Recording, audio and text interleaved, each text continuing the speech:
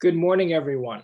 My name is Gerry Geist. I'm the Executive Director of the Association of Towns. I would like you to welcome to the third day of Highway School, and I would like you all to stand so we can recite the Pledge of Allegiance.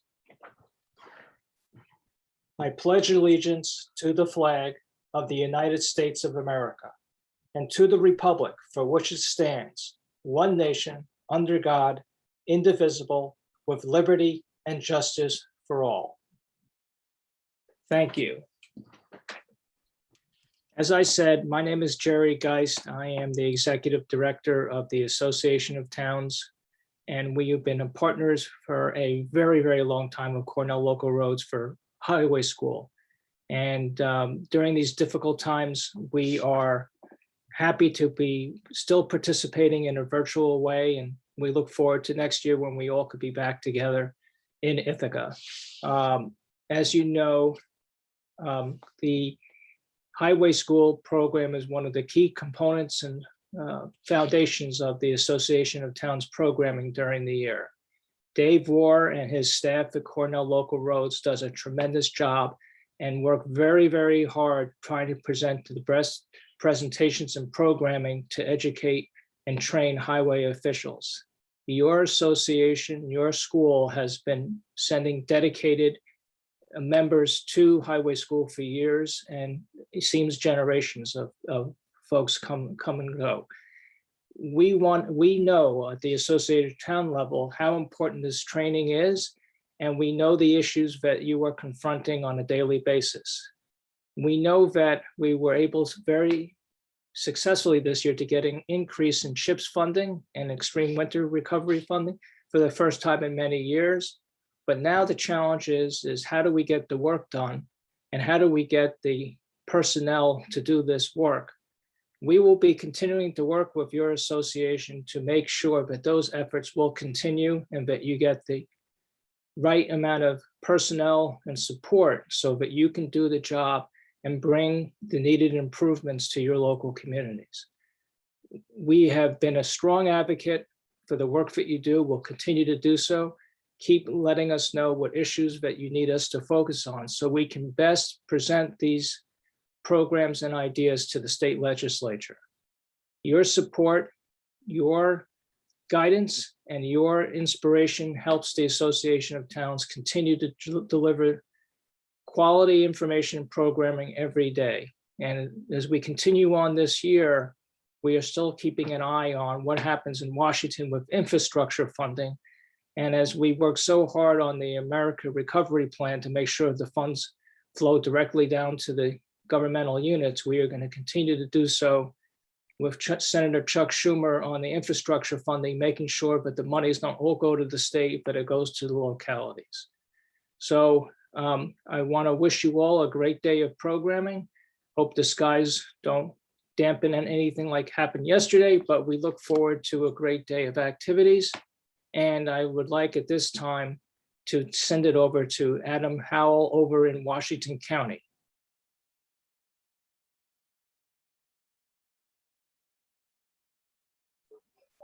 All right. Thank you so much, Gerry, for the great introduction. And good morning and welcome to everybody for day 3 of our virtual Highway School Good Roads Week. We're out here in Washington County, and we're really excited today because we're going to do a lot of great demonstrations and a lot of good training here. And I'd like to really thank Washington County for inviting us out here and giving us these great facilities today for this training. So I won't talk too long. I do want to introduce our first speaker, Phil Spiezio. Phil Spiezio is the Washington County Safety Officer, and he's the man behind a wonderful safety training event called Safety Days. And he's going to take us through today and get us started. So, Phil, thank you so much for having us, and I'll turn it over to you. Good, thanks, Adam. Thanks for giving us the opportunity to do this. So we're pretty excited about this today. We're just joining. We're going to be doing a toolbox safety talk, called safety things, or tailgate talks, things of that nature. So today's topic, guys, is more about protection and prevention. So normally when we do these talks, we're talking focusing on prevention. Today we're going to talk a little bit more on protection. So you'll find in your safety manual right here, Rossi's got it with them. It's called the Safety Policy and Procedure Manual. So the very first page in that book is something called the incident reporting process. So the incident reporting process tells us what should we do should our prevention measures fail and we have an incident. So an incident could be something that's unplanned, adversely affect work operations and results in an injury, property damage, or could result in an injury or property damage, right? So if there's an injury, it's a serious injury, we call 911, right?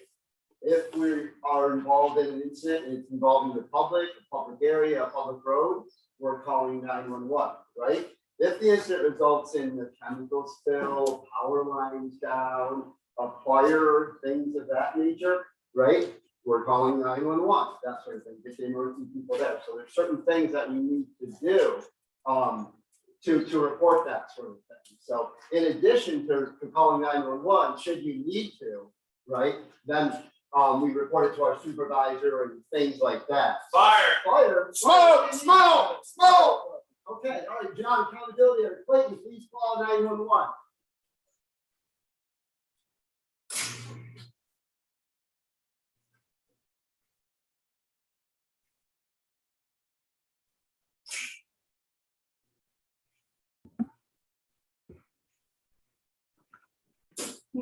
Where's your emergency? What town is this in? What's your first name?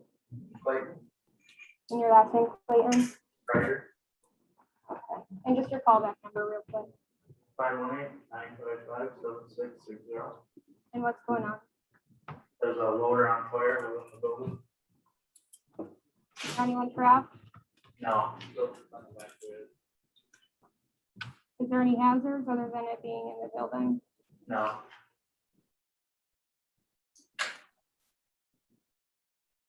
You said no one's near it now. Nope. Is it fully involved or is it just part of the vehicle that's on fire? Just part of the vehicle as of now. All right, my partner's going to start dispatching for the fire department. If you can just stay a safe distance away and flag down the responders to show them the way. Will do. All right, thank you.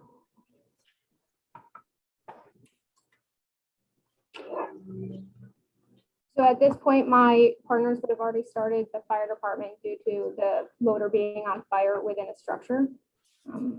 We need to get the exact location of the township. We have multiple Broadways in the county. So I had to verify that it's in Woodward and not Whitehall. I could end up sending the wrong fire department to the loader fire.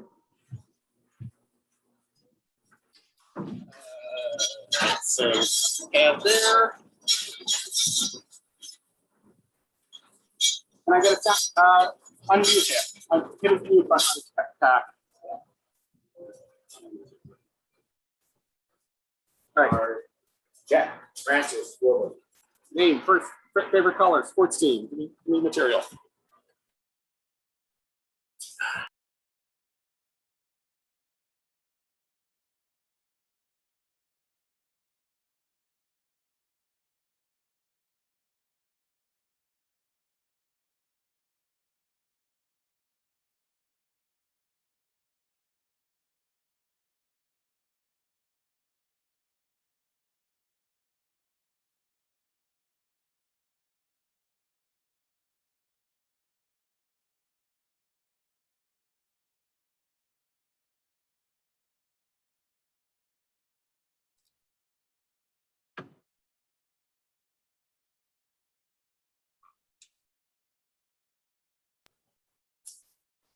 Just checking in, Adam or David, did you guys have any questions from the audience?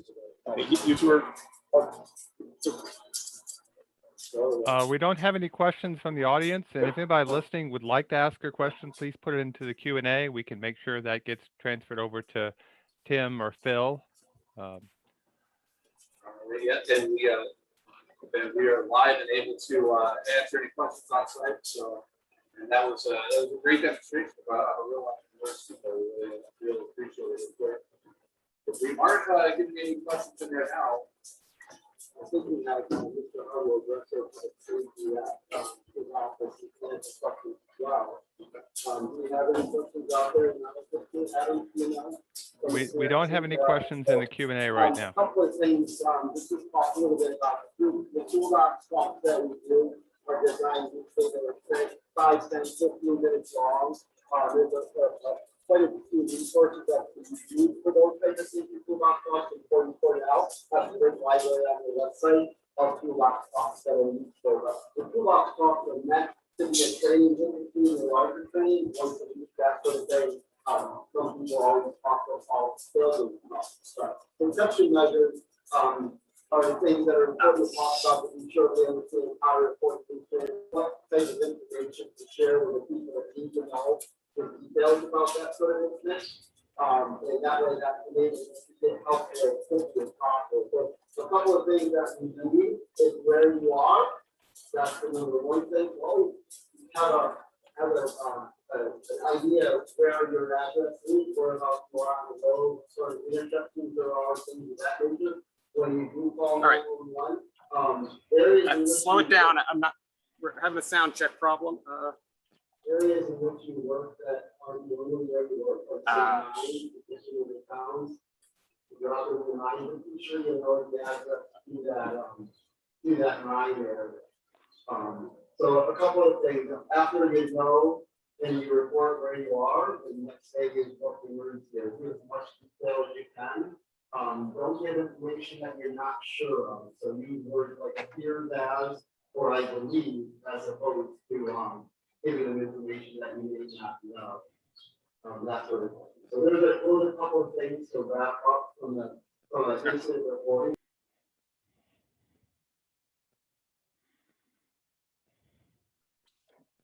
So from the public safety side, I just really want to say thanks for including our partners. Phil is a great partner of ours and works with our staff very often. And certainly our DPW folks, we work with them every day in all of our different towns and villages in the county and our state partners. On the 911 side, everything that Phil said, spot on.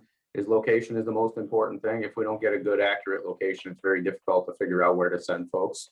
And the other thing that you'll see in the call with Kelsey, when she was taking that, there's a process that they follow every time for every call. And, we have multiple reasons for that. One is to make sure we're providing standard instruction back to the callers. And it is frustrating on the caller's end because as you're listening to all those questions, you think nothing is happening. Like Kelsey alluded to afterwards, all of her partners in the room would have already started dispatching the fire department and doing the other things behind the scenes to make sure that there's no delay at all in the process. So first of all, location and any information you can provide us is the best thing so we can get the right people to the right place.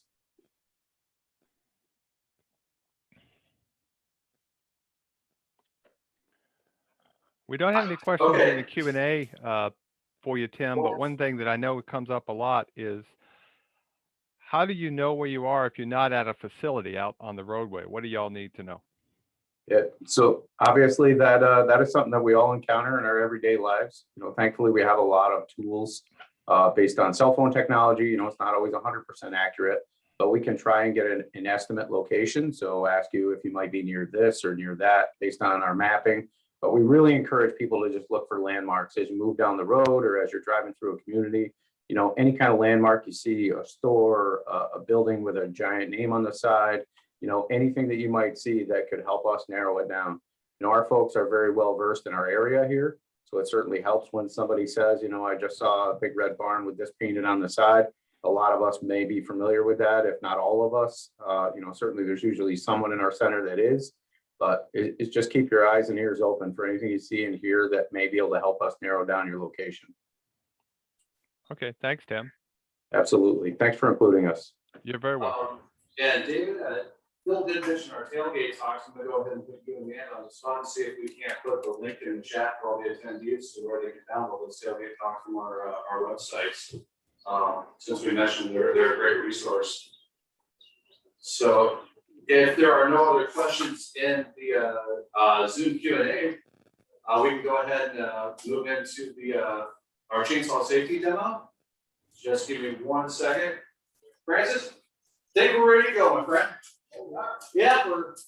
Okay, so we'll find that link for the tailgate talks and we'll throw it into the chat here in just a second.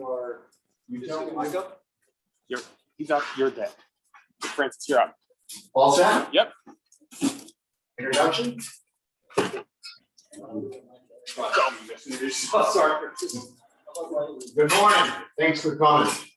My name's Francis Wilber. I have 15 years of Washington County.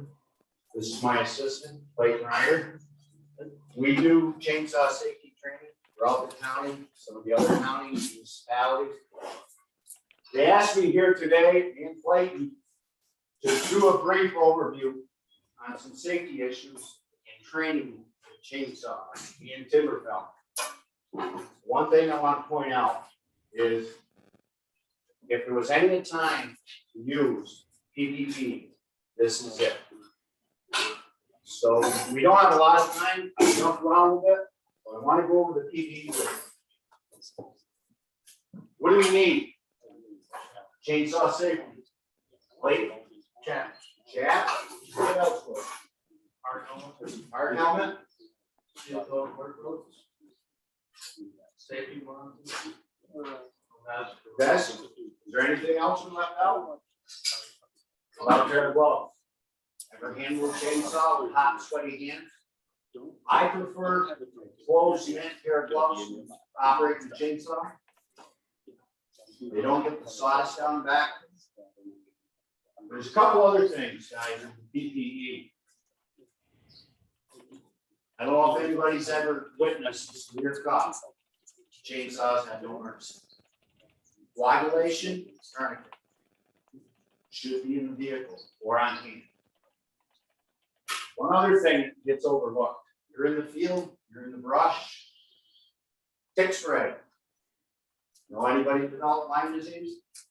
Spray your pants up. Is there anything here that should be left out with PPE? What's not important here? It's all important. We're not roadside, picking trash, wearing a hard hat. We're working with something that'll get you hurt or killed. It's two things with timber that'll get you. Compression and tension. Think about it. As we go through the training, I want you to keep that in your mind. A lot of times, the timber will let you know what's happening. If you're running the saw, you feel the chain slowing down, you're losing power. There's compression going on. If you're doing a back rub, you see a curve opening up before you get to your safety pin, right? The tree's telling you so. There's tension. That can start splitting. So keep that in mind. Compression and tension. Let the tree institute what you're going to do next. Okay? Back to the PPE. I recommend a helmet inside your mask. The main reason being, you're out here. You're underneath the canopy. You should have looked the tree over. Somebody in the crowd, or maybe near the roadside, says, "Hey, look out!" Dead struck out of that tree. When you're cutting timber, wear a helmet that has earmuffs, preferably a face shield. You're not going to use the face shield. It's my protection. Going on, because of time limited, I could spend much more time with PPP. Chaps. Here's an instance. Pull those up quick. Pull them up to your lips. See how they're kind of short for him? Those are the only chaps available to you. Put them on. Okay? Turn around quick. You see how these chaps are face front? Okay, they're not wraps. You were wearing a pair of chaps, regardless, face fronted or wrapped. Don't reach behind you and cut something. We all got it. There's an artery.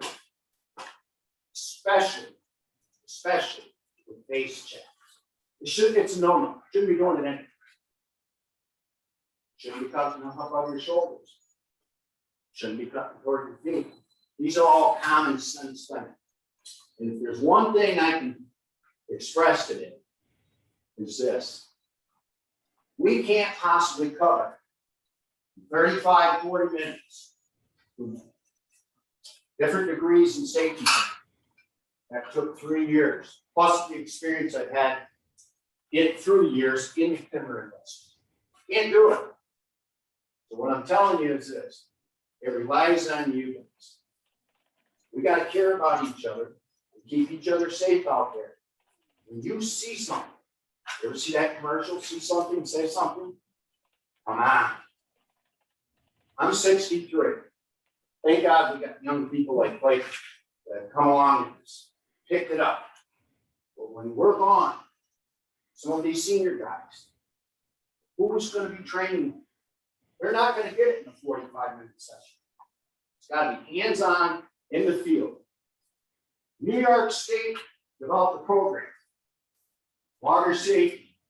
Level 1 was called game log. I went up through all levels of it. I was very interested. Did I learn something? Absolutely.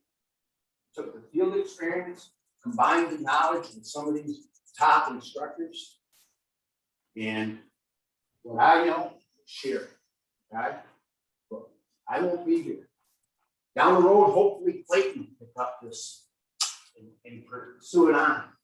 That reason being is we've got people that are coming into the DPW departments. Mom and dad don't burn wood. They got a pellet stove, propane. They don't live on a farm. They do this after school. Right? They're getting hired in without training them. This equipment, for its size, is one of the most dangerous pieces of equipment out there. But you got to be comfortable with it. Learn to operate. The last thing to do with this equipment is be skeptical and apprehensive. It'll get you hurt. Okay? Share your knowledge. And we got guys up here, guys, girls, probably. They can cut and fell timber. Okay? But they have to share it. Pass it down. Anybody ever want to go through New York State logger training, level 1? It's available to you. It's charged. It's not free. They put out a handbook. It's a little Bible. And it's a wealth of knowledge. New York State has. Logger safety. Chainsaw handling, timber felling. There's a lot of information there. It's available. Your cell phones. Google it sometime. Open face notch. Leaning tree. Timber felling. It's in there. Got a break at lunch or something? You're out on the field? Seriously.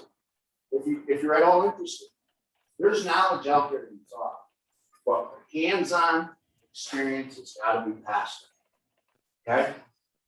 That being said, we're going to talk about the equipment. Multiple size chains.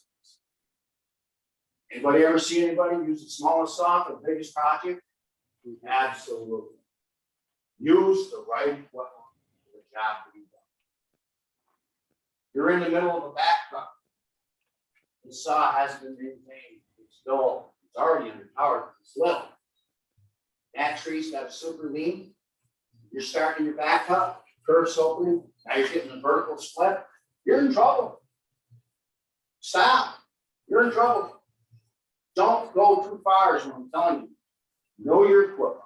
Know the performance. Make sure it's up to snuff. It's sharp. Got good fuel mixed in here. Air cleaners. The last thing you need is to have a saw, little back cut failing. Out of gas. Or it's blowing talcum powder out because it's so dull.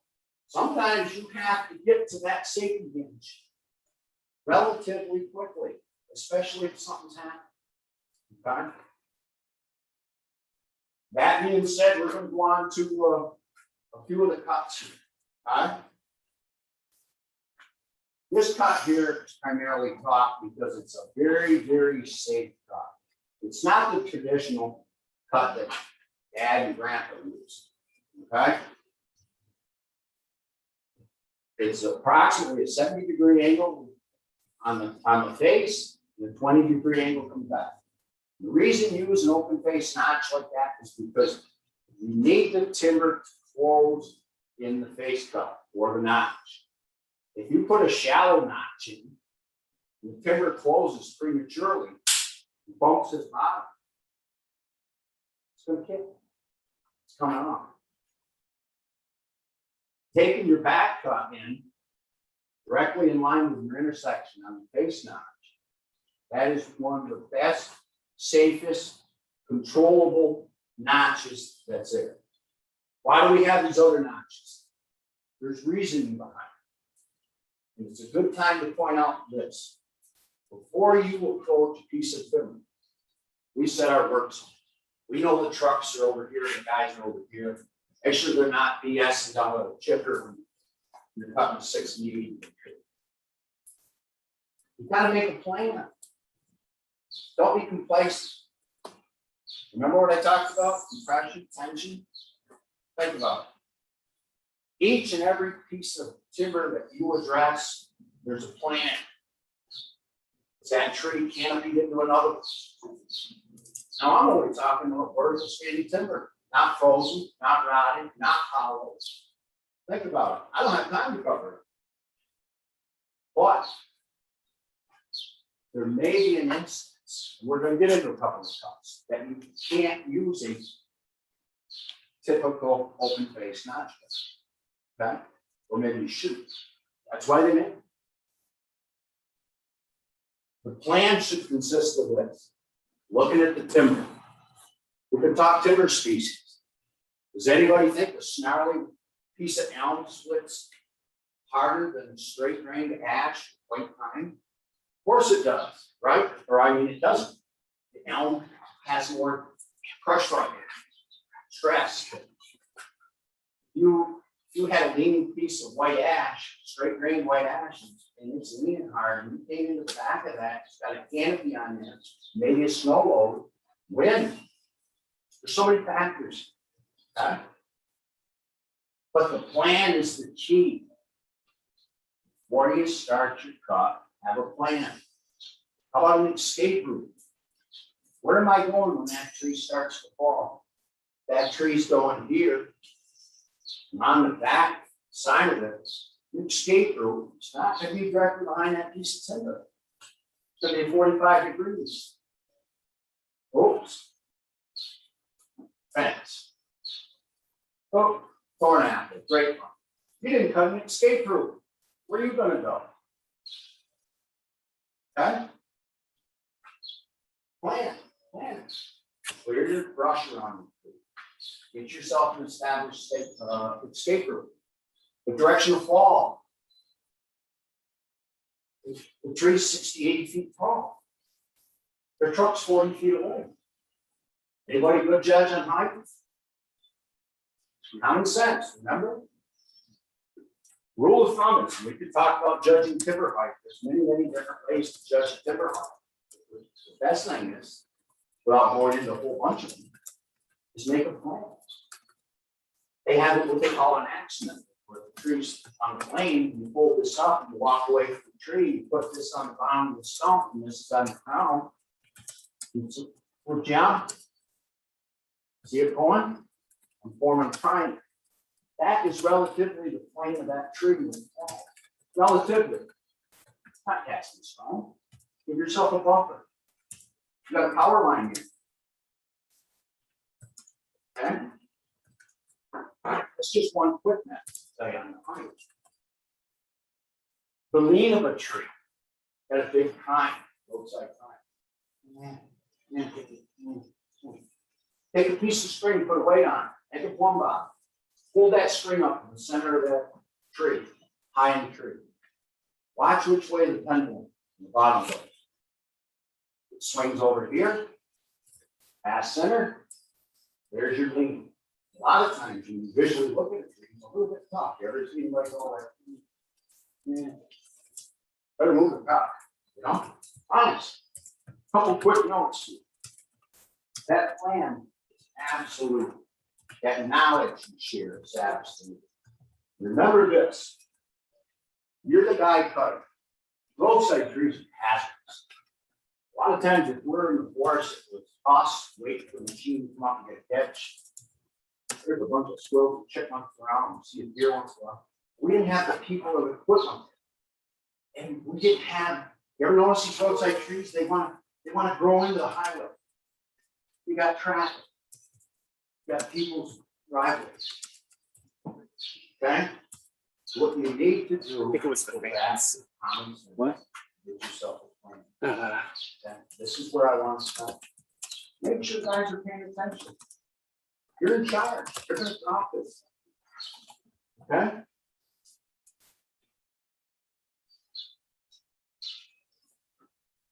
Don't think that when you're cutting small piece of timber that there's not hazard. I get information from insurance companies that have represented us over the years. It would be unbelievable. For incidents that somebody goes out, and buys a 30, 40 acre wood lot, and they get named and killed. Don't underestimate the timber. I picked this for a reason. You're out there, you're cutting little small holes. This stuff grows 40, 50 feet tall with a little bit of leaf structure on top. What is it? 3 inches, 4 inches? Remember what I told you? Pressure and tension. You drop that 40 foot up with the shoulder of another guy. It might tear the aorta. That could be the worst.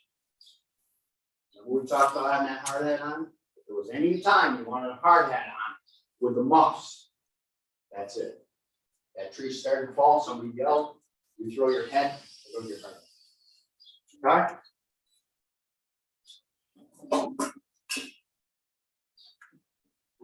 Open face notch, vertical timber. This notch should represent 20, 25% of the tree's diameter. Okay? Diameter being the girth of the tree. Use the term DDH, diameter breast high, and we're training. 20, 25%. If this tree had a lean and you cut more than halfway into it, what have you done? You've already compromised yourself. Already. We're only talking about standing vertical timber. Your back cut. You're chasing it to this safety hinge. The rule of thumb in green fiber timber, not frozen, not deadwood, is 1 inch per 10 inch of diameter. 10-inch tree, that safety hinge, minimum safety hinge, 1 inch. 20-inch tree, 2 inches, right? Okay? It varies sometimes with the cuts. What I'm saying to you is, if you get to your hinge wood, your saw curve back here is open, okay? You're still doing okay. You got your hinge wood, tree's going, it's going, it's going. You got your hinge where you want it, that safety hinge, direction's going good. Set your chain brake, exit at that 45 degrees, okay? Safe, directional notch right here. This step notch, if you can see it, it's stepped up. The rule of thumb is the same. It's an old school notch. If the tree's 20 inches, you're going to step up the cut. The reason being on that step cut is if you had to get away from the tree, or if it's going to, your trees, we'll see your tree's 20 inches, and your canopy's 60, and it's crushing before it reaches, closes in on the notch. See what I'm saying? It allows this to lay against the back snow. Okay, it's not a safest cut. Okay, but it is used up. What I'm saying to you, there's places and times for different cuts. Okay? Educate yourself. Humboldt cut. Again, I very seldom would use that. That's used sometimes in steep banks, but primarily guys like to use that. If you can picture this across, it's a wood saver. The notches up here, they're saving a veneer log. We're not out here saving veneer log. Okay? But read on. They'll tell you all about them, how to notch. Okay? This is the old-fashioned traditional cut. Okay? And the reason it was just old school. The old timers would take the saw, they do their flat table, and then they would do their face cut. That's here. It was just old school.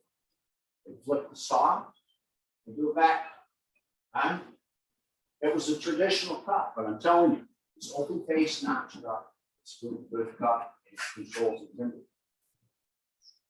One thing I want to mention is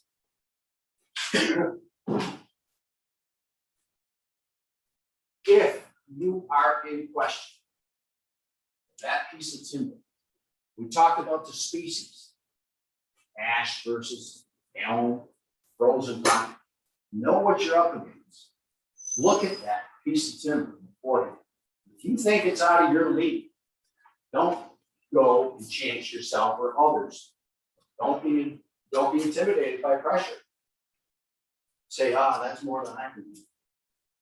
But start, if you're not comfortable with the chainsaw, start small. Get your confidence up. Work yourself up to it. You know what I mean? This backstrap cut is a real good cut for municipalities to use. You got inward leaning trees. Clayton made us a demonstration. If you took a tree like this and used a traditional cut on, this tree is committed, right? It's already committed. Remember we said 20-25% on the notch? You think I need that big a notch in the front? It's already committed, right? You're gonna put an open face on it, right? You want it to close in. Here's a tree you want to be away from. You took this tree with that severe lean. That was a straight grain species tree. You started right in on the back of it with the chainsaw. I guarantee you. Ever hear the word barber cherry? Tree comes up off the stump and splits. Remember that word, those words, compression and tension? You're gonna be lucky one of the two don't get you. It either blows apart, comes back and drives a sliver through your neck, or it's a bigger tree, splits and goes up 8 foot and rolls over on you, crushes you. It happens like that. You ever hear a tree break, big piece of timber like this? It sounds like thunder. This cut, open face notch. You don't have to be the extreme on your notch. The tree is committed. Your hinge wood down here. Remember the 1 inch and 10? You can push that a little bit. 10-inch diameter tree, even inch. Okay? Bigger tree, 2.5. The primary thing is you want to be away from that timber when it releases. We got a lot of these roads. Make your face cut. Know where you want your hinge. Take the right part of the chainsaw with your RPM string. We all know where the kickback here is. Push that saw bar through there. Keep it in mind your hinge. The further back you can come. What we want to do is leave a strap on its back, and that's why they call it a back strap or trigger. The reason they call it a trigger cut is when you hit the back of this, it's going. Okay, but you're not around to watch it split and blow apart. You're adios. Bring your saw into a comfortable hinge. Okay. Check your people. Roadside, foot pump. Make sure, because when these trees release, this is a small piece of timber. We could be talking about something this big. When they release, you're going to see that timber hesitate for a second. And then it goes. Believe me, it goes. That ain't the time to admire your cut. You're out of it. Okay? In case something happens. Take your saw and hit that strap that you left in the back. Okay? It's kind of a reverse cut. Push through, you go down to the comfortable hinge wood, and you come back to the strap and exit, leaving that strap. What happens if you underestimated, oops, I cut too far back and the strap broke? You'll hear it. Great. You did your job. I'd rather you not. You already did your job because you've got your cut all the way to the hinge wood already. It's not going to split back here because you've already chased it to the safety hinge. If you were on the backstroke at the top of the bar, cutting backwards, and you accidentally cut a little bit too far, it's going to release that strap in the back, but the tree is going to hesitate. Get out of there. Okay? But ideally, You leave the strap in the back. Okay? Doesn't hurt. Play with the smaller trees on this part. Work yourself up, get your confidence level up there. Okay? Safe, tough.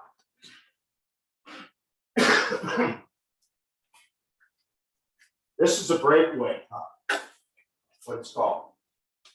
You can see this, a lot of times where this is, you'll see the guys in the bucket trucks using it. They'll put their saw in the cradle, they'll do the breakaway, they'll cut 2/3 of the way across the timber, back the other way 2/3, leaving this in the middle. The guy will saddle his saw, grab that stem, break it, and drop it out of the bucket. And there's no one underneath. But it can be used roadside. You've had a piece of timber that's up on a bank. You've already felled it. You don't want to cut it completely through and chase it back down the road into the ditch. Okay? Or maybe you want to hook the butt of it, pull the whole thing down to the road, staying on one side of the yellow line, and not have to go back up across that water ditch to cut the rest of it. What you can do is hook a chain to that, pull it down to the road straight, and that loader turns and pulls it, snaps. There you are.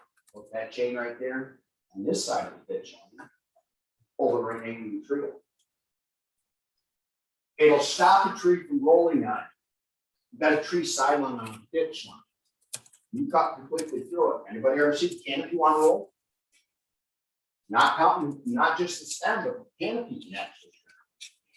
If that cut was made up there, there's no, you're lessening the risk of that happening.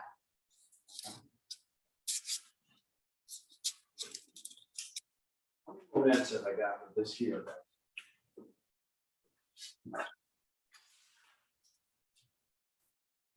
And for a few more minutes. This cut, we picked a couple of them. We could pick something.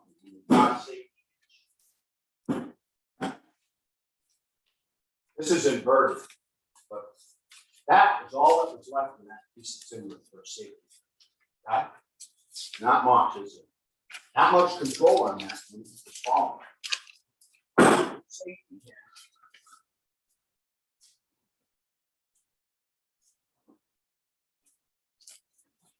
I'm not a great artist. We're going to say that's your piece of timber. There's your notch. Here's your back cut coming in. That safety hinge is that fiber of wood that should be going across it. Okay, the diameter of the tree. You're cutting a piece of timber.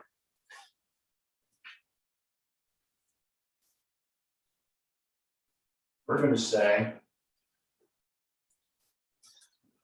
this is our safety hinge. Excuse my art. Okay? Or maybe there's not any over here that you cut out. Here's a piece of timber here. I don't know if the camera zooms in. This is only a 10, 12-inch piece of timber. Somebody probably reached across with a chainsaw, didn't go to the other side of the tree, and check where the tip of that bar was. He compromised the hinge. Can you see this? The bigger the tree, the easier it is to do because you've got to stop the saw, go around and look, and see where that is. But he's compromised it here totally. But as it shallows, it gets to a pyramid or a piece of pie. Okay? When that piece of timber starts to fall, you want a line safety hinge across there. Okay? Straight line across. Here's another one.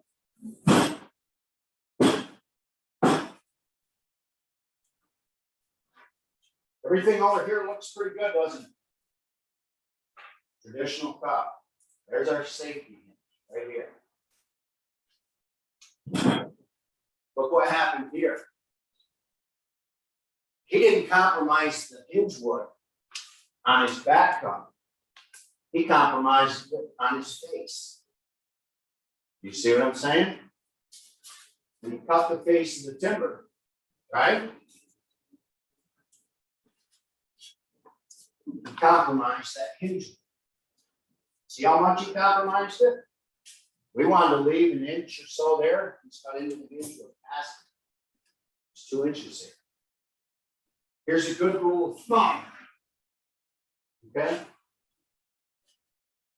When you're making your cup, right, if you do your face cup first, and you, whether you're using the traditional or the open face, if you do your face cut first, you can see where that bar is going by looking through the face of the cup. See what I'm saying? I don't have a wedge piece here to show you, but you guys know what I'm talking about. You can look through there. So you don't do that under. This, I've seen it many, many times where guy does everything right, 20% of the match, cat cut's coming in good, but he has undercut that table cut. Right? He's compromised. Before he ever started. No, before that table is going, he's already compromised. These chainsaws. We have to go to video, I think now, Francis. Question you make, okay, Let's yes. let's go in go ahead and we're gonna play a video of you doing a demo felling the tree. The video is going to show me doing that. Open face notch.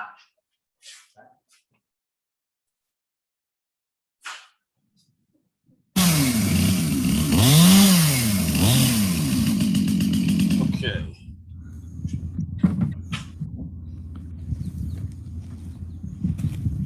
Hi, my name's Francis Wilber. I work for Washington County DPW, do chainsaw safety training. We're going to perform an open face notch on that timber. I want to go to the board first and explain a couple things to you. An open face notch is one of the safest notches we have out there, with a 70-degree downward angle, 20-degree up, equaling a 9-degree fall.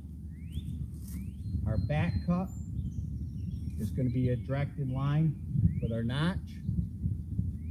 Our hinge wood, safety hinge, needs to be 10% of the timber diameter.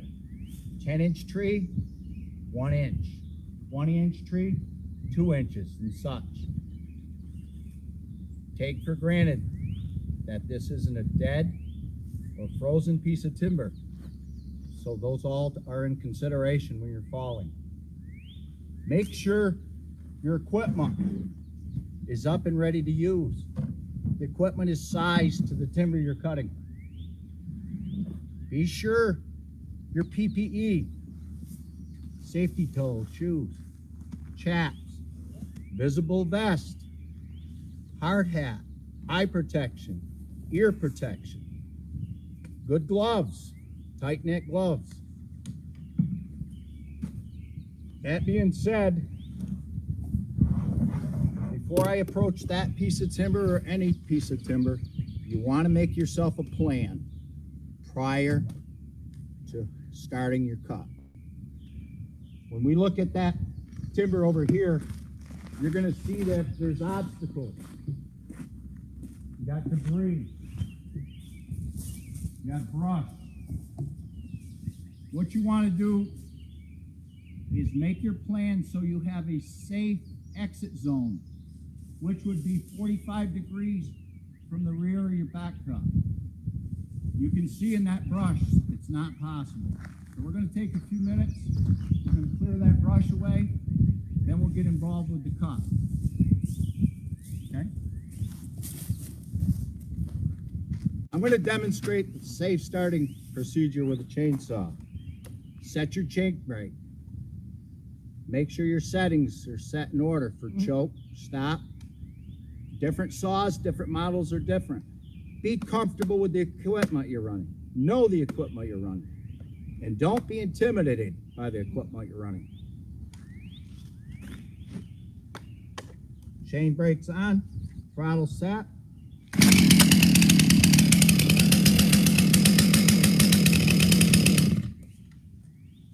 If in the field you're jump starting a chainsaw without a chain brake, I want you to look and see where that direction goes. If that saw fired without the chain brake on, be aware you might want to have your chaps on. This is an approved method. Wrap that thumb on that handle. You can kneel. Put your foot on the saw. The chain brake is a primarily safe instrument on that saw. Use it.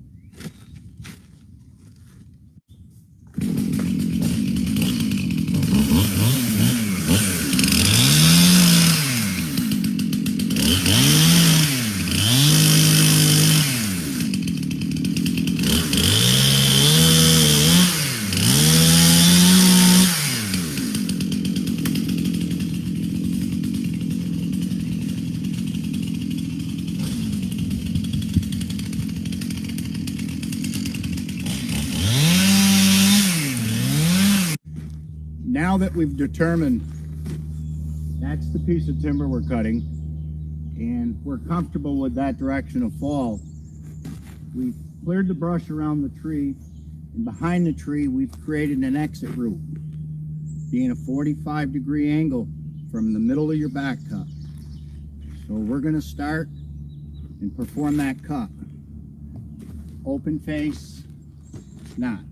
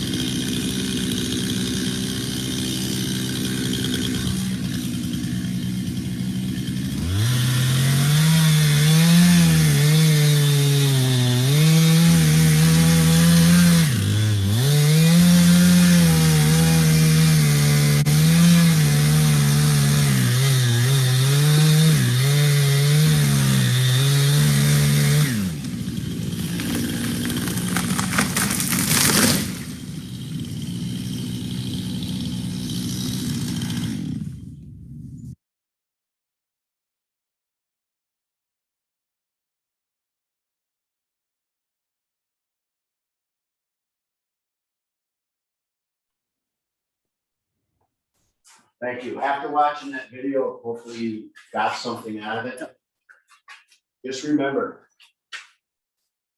nothing ever always goes as planned. Okay? They just don't. And these things, this piece of timber, frozen, dead, hollow, you gotta think about it. The wind, snow load, lean, there's so much out there to consider. Your fellow people. But powerful. Nothing always goes as planned. Make a plan. Share your knowledge in them. Okay? I appreciate the time like that. I wanted to say something before we go to questions and answers. You guys are entrusted with a lot of different entities and operations within your municipalities. $250,000 equipment.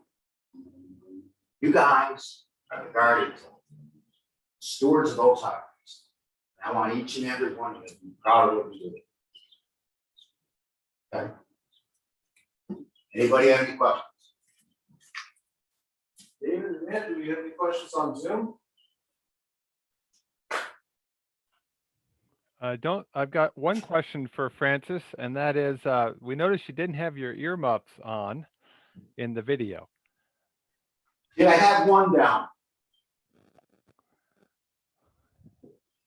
But I know you had on earplugs because I was the one taking the video. Well, sometimes I might have had my small pair. Okay. Yeah, you had them in your ear. I know that. Okay. Does anybody here have any questions? If not, I know we're running right up to the break, so Francis, I just want to thank you so much for this great demonstration, great talk. Francis, are you going to be at our safety days? I am. All right. I expect to be at Washington County Fairgrounds for 3 days with the county, towns, and villages. 2 days. 2 days. If you're anywhere near the area, I totally recommend coming by, seeing his presentation. It's really great. So thank you all so much for helping us out with the demonstrations today and being part of our virtual highway school. We really appreciate it. You're doing great work out there, and we can't tell you enough how much we appreciate everything you do and how important it is. So with that, David, I'm going to turn it over to you to get us going to break, and we'll move on from there. Okay. Just a couple of things. If you haven't done so yet in the chat pod, I put links to our safety center, our tailgate talks, specifically on chainsaw safety, and the logger training that Francis mentioned. Last chance, anybody else have a question? You can put it into the Q&A. If not, we'll go ahead and let y'all go to break. We will be starting up again at the top of the hour at 10 o'clock. Everybody have yourself a great break, and we'll see you then. Talk to y'all soon.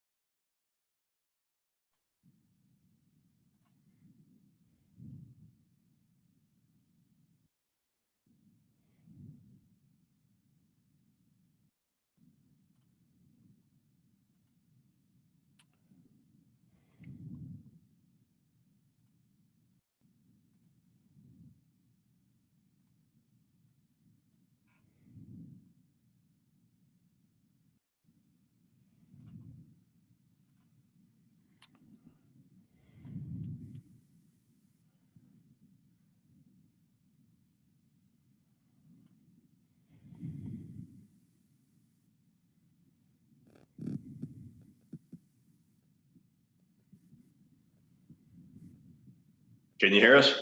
We can hear you, Clay. That's good. Sounds Hey, good. Good morning. Do you have video? We do not. We don't see anybody else. Here, click on start video over here. Oh, you're saying the host to stop the video.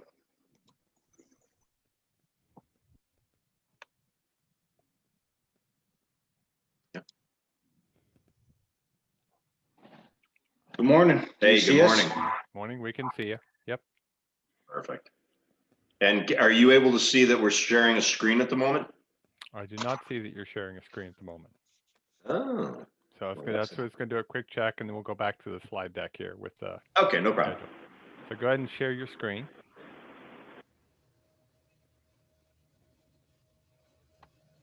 Down here more. Right there. Just, yeah, click on that. That's different than mine. Hang on a second. Minimize this for a second. No, just minimize it to the left. Right there, yep. If you guys kind of move the mouse around, you'll see that green share screen. Do you see Yeah, that? no, I know. We're trying to get that here. Hit that right there again. Right, no, to the left. Right there, minimize. All right, open this up fully. Yeah. All right, see share screen. Just had to get there. Great.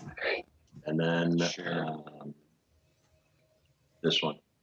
Yep, click on that. Double click it.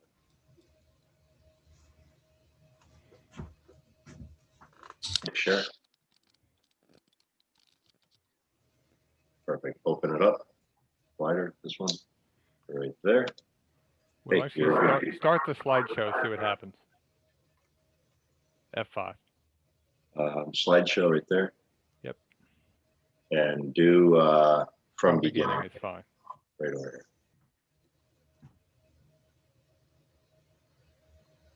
Okay. So Looks you can great. actually leave that up. Yes. But we're going to take, you need to share it when we start. Yeah, understood. Okay. So do I have to hit share? Do we have to hit share again when we start? Yeah, because we're going to share the schedule Oh, okay. here for the next 10 minutes. So about 2 minutes off, we'll have you go ahead and share your screen.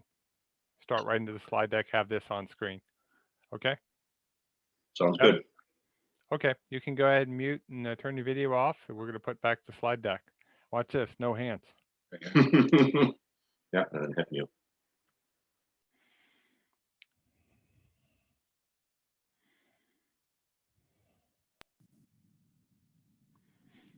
No hands.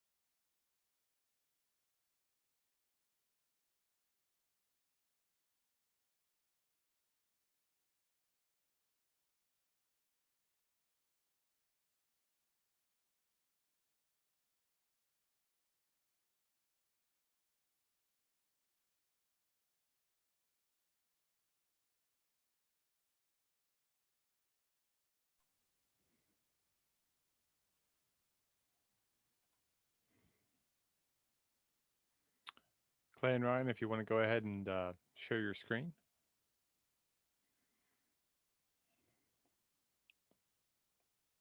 Looks good.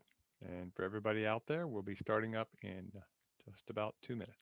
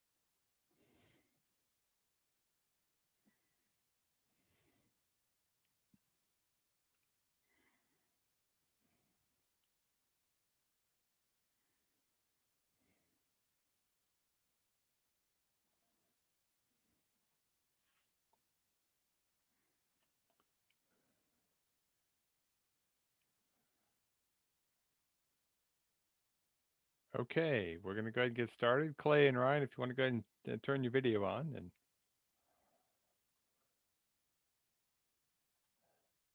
we'll get started here. So we're going to start with our sort of more office type setting item right now. We're going to be talking about what happens when and not if a major disaster occurs. And as you can see, there's a major disaster in the picture on the screen. And our speakers are going to be Clay Earley, who's Highway Superintendent of the Town of Wells, and Ryan Fricom with Municipal Disasters Consultants. And they're going to be talking about things. Again, if you have any questions, please put them in the question and answer. And Ryan and Clay, do you want to take them as we go, or do you want to have us hold them and wait till the end? And you need to unmute yourself.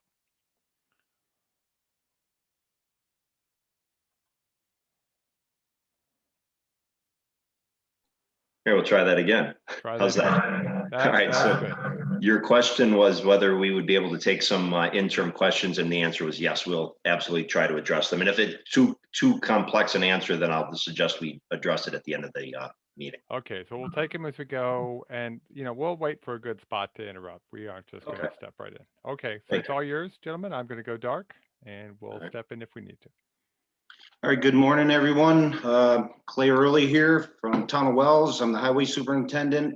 I've been the highway superintendent here in town for almost 22 years. What happens when, not if, a major disaster occurs? Well, over the years with my term, I've been through a couple FEMA experiences now, one in 2006, and then the Halloween storm of October actually was a Halloween nightmare, 2019.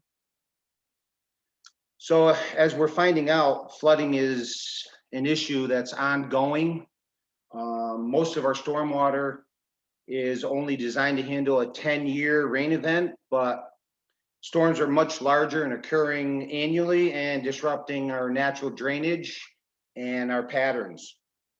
Flooding is developing issues to not only the roads that I take care of, the livelihoods and the health of people, not mentioning budgets of the towns, county, infrastructure, and water systems. That leaves, myself, when I'm doing a budget every year, I need to reevaluate the potential hazards. I need to reevaluate the assessing of my drainage, road projects, and impacts that all these storms and this flooding that's been happening is occurring, and I have to handle. And one of the things I want to jump in on is, as most of you who have been through a FEMA disaster understand, FEMA's a reimbursement system. So Clay or slash the town of Wells has to spend its money first, then go back, submit their reimbursement request back through FEMA and hopefully get their reimbursements back as a result of proper documentation. And Clay mentioned that he was through the 2006 disaster, which I think was 1650 for the number or the numerical name of it. But we're in the 4000s now, and FEMA's changed its system drastically. There's a lot more need for documentation, even more so than ever before. And how you put things together is really important. You know, Clay mentioned that there's a lot more damage occurring in in current storms. And one of the things we will touch upon is some of the actions the town took to better prepare themselves for future damages and how they were able to integrate the FEMA disaster. The very first project we're going to look at is the Dugway Culvert. Dugway Culvert's is a very large 13-foot diameter pipe that was washed out in 2006. It was taken out again at the Halloween storm event, and it had some interesting aspects to it. And I'll let Clay explain what happened, because there were people stranded for a chunk of time on the other side. And I'm going to, as Clay is talking, I'm going to scroll through some photographs of that disaster scene. Well, this, once we were able to get access to our roads and travel them and find out who was trapped, who could get out, what roads are still salvageable to be passable, I came on to Dugway Creek, which is a small flowing creek, but it seems like lately the storms are being more violent. So the water coming down out of the valley of the mountains rushes over this. The culvert's big, but not big enough to handle a storm like the Halloween. It just starts eating, eroding around the culvert. Next thing you know, we're doing damage, we're taking it out, and we're losing our road.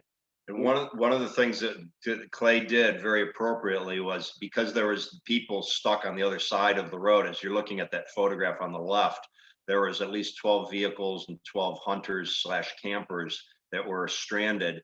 They had to do an emergency repair very quickly, and those pipes, the black HDPE culverts, were installed very quickly to accommodate getting people in and out. It did take a little bit of effort, and Clay was able to keep track of those hours that were spent. Because it was emergency work, he could only obtain reimbursement for the overtime hours. But all the materials, and you can see how the existing culvert pipe is crushed. That would be the corrugated metal piece that's in the center. And in this next photograph, you can see how that was immediately after, or that was actually, I take that back. That was a repair picture, but there's what it would have looked like prior to the event. And in order to get the guys out, there was a 55-foot scour across the road missing, where it was 13 feet deep at its deepest.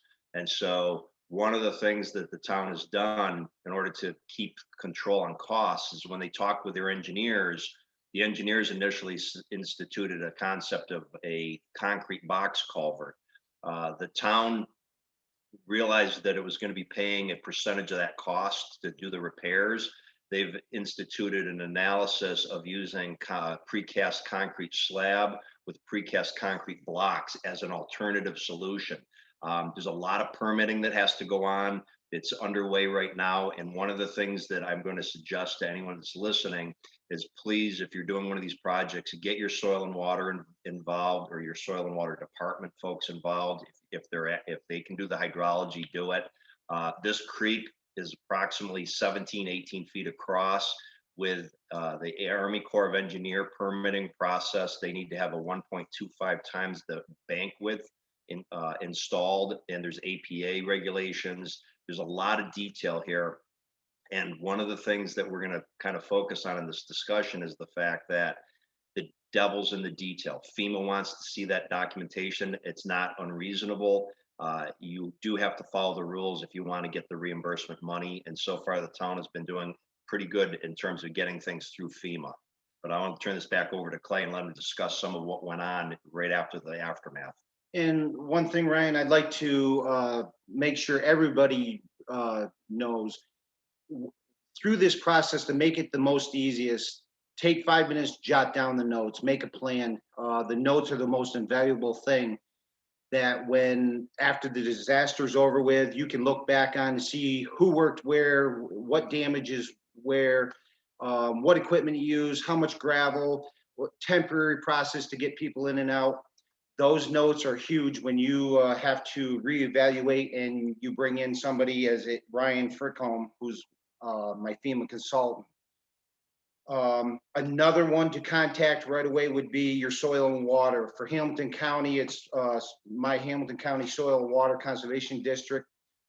As Ryan stated, they can get your permits underway. They know whether it's, if you're in the Adirondack Park, if it's wetlands, or if it's fish habitat. They can get DEC permits, Corps of Army Engineer. It makes the process so much easier. Involve your soil and water while you're off working, trying to get damage fixed or get temporary fixes in place to get people out. They're getting your permits in place to come in afterwards and start hoeing and fixing the process. And to reinforce what Clay is saying, we do get phone calls occasionally from towns indicating that they couldn't get their FEMA money. And many times it's because they never got a permit, or they never got a letter from the DEC saying that a permit was not required. So they forged forward and really they were using their best judgment. They wanted to get the road opened up, but because they didn't have the permits in place, it becomes an obstacle. And that obstacle sometimes is not able to be overcome. So take the effort, take the extra time, try to work with your state counterparts. If you're dealing with the state, they've got a great bunch of guys. It's really something that it's incumbent upon you ultimately, that if there's a permit required, you need to find that out and you need to make sure it's involved, or you need to make sure that you got it and you're following the provisions of the permit. And what we ended up doing is, because this is a temporary repair and it's a very prominent road, Clay was able to go ahead, get this pipe installed. That's a temporary pipe, actually. Due to the nature of the road, West River Road serves as the major conduit of traffic for the Northville Placid Trail at the White House landing, so to speak. And this road is a very integral part of their economy. Even though COVID-19 was going on last year, by getting this road opened up, they did maintain a high level of tourism, and the economics for their community, it's a smaller community, was improved by having this done. The important piece is most of the material here that Clay used will be able to be reutilized later when they do the permanent repair. And the same thing is, I've got to say through this whole slide, your notes are going to be huge at the end of the process, putting everything back together, trying to get reimbursed from FEMA. It makes it so much easier knowing who did what, how much gravel, how many pieces of equipment you rented, who come in and did help from outside of your town forces. You got to keep a plan going at all times. And on that note, just one last bit about this, that pipe obviously is not 1.25 times the bank width of that creek. That's temporary, and it's actually indicated as such on the permits. So it kind of frees up the concept that it was permanent. No one's going to be able to say it was permanent work. This work that was performed by Clay to get the road opened up, there's actually two stages. First, it was the life and safety, where they put in the HDPE black pipe. That was just to get the campers out and the hunters out and their vehicles before the road closed down for the winter. They had about an 8-day window before the snow set in. But the more recent repair work, that's a little bit more sturdy. That can handle heavier traffic. But again, it does not meet any code requirements. The permits indicate that this is temporary in nature. So we are underway with GPI engineers out of Albany to design a more reasonable, feasible solution to that project location. And as Clay mentioned, in 2006, that culvert was washed away. So everyone has an interest, FEMA, the state, the town, everyone has a vested interest in making sure that the replacement meets all of today's codes and standards. And FEMA will pay some additional dollars to upsize that crossing so that the damages won't happen again. Now, the next project is Hernandez and Gilmantown Road. This is an interesting project. We're going to focus primarily on Hernandez. The road, that's the road that was pictured in the very first diagram. And there it is. That took severe damage for over a mile. And I'm going to let Clay talk about that because there was residences and people with improved homes, year-round residences downstream where that road, as you can see, was impassable. So Clay, why don't you talk about how you proceeded with this? So when the event started, we have a policy in place. All of our officials have so many people to call. And I have a routine of who I'm calling: EMS, fire, the firemen, the sheriff, state troopers. We're letting our local Hamilton County sheriffs know what roads that are impassable, just for the safety of the people that are downstream of this disaster. So when I got here, I knew I had a lot of people trapped that couldn't get out. So I had got on the phone. I rounded up trucks, as many as I could. I didn't worry about what it was going to cost me at the time. It was a matter of just trying to get a lane passable to, get people in and out that were stranded for some time. So then it was an event of just truckload after truckload of material, and just trying, like I said, to get a passable road. But the most important thing was I was on the site, traveling from site to site of all my major projects and keeping notes on how many loads went into this road, who was drawing there, what truck, what equipment. Those are the most important things of this whole puzzle. And the other component that the town did very well was they realized that they had to get the people out, and Clay at that time wasn't thinking in terms of FEMA dollars. He was thinking of efficiency. So obviously those are some loads of sand and fines there that were being dumped by the dump truck. But what he did is he built the road up as if it was going to be a permanent repair. So sometimes in the aftermath of a disaster, someone will slap together a road really quick, which is a good idea sometimes given circumstances. But Clay's financial constraints and worries for the town budget were dictating that this activity that he was taking was going to be permanent. So he put in the permanent base on the road as he built up a temporary access for egress and ingress.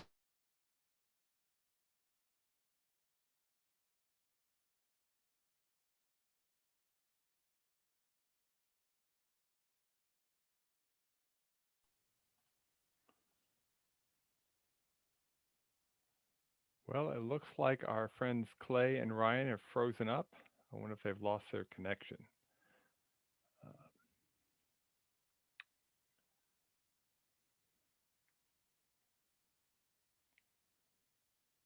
Well, I think we're going to have to give them a second to see if they can restart themselves. Amanda, if you want to try calling real quick to see what's going on.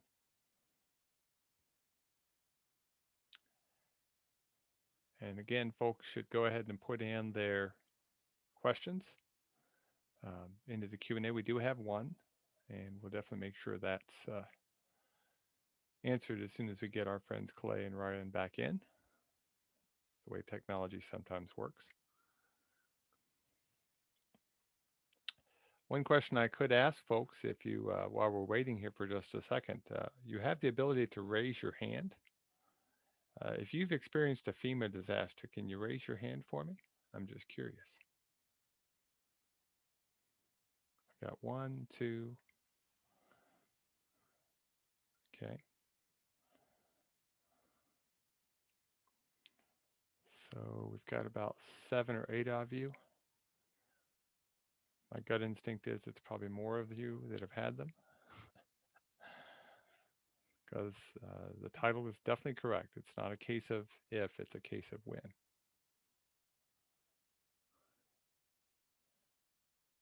Anybody who's had much time at all knows we get these kind of disasters quite often.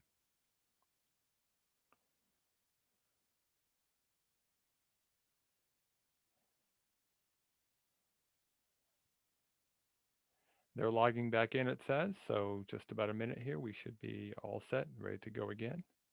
Thanks for being patient with us. We'll blame technology. But you got to have a plan and go with it the best you can. So.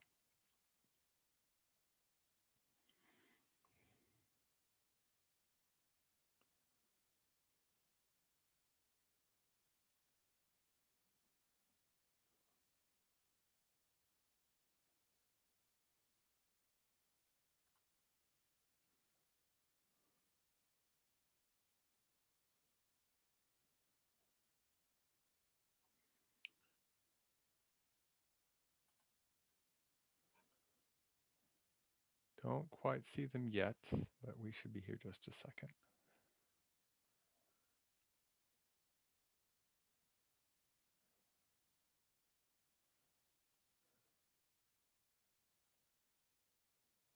Amanda, do we have any word on they're having issues getting back in?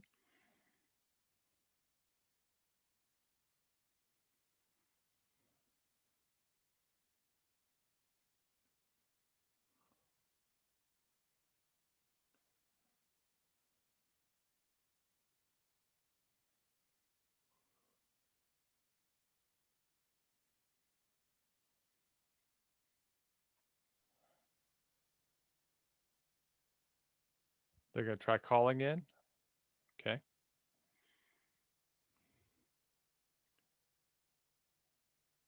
So Amanda, do you want to bring up the slide deck on your screen? We can go that way.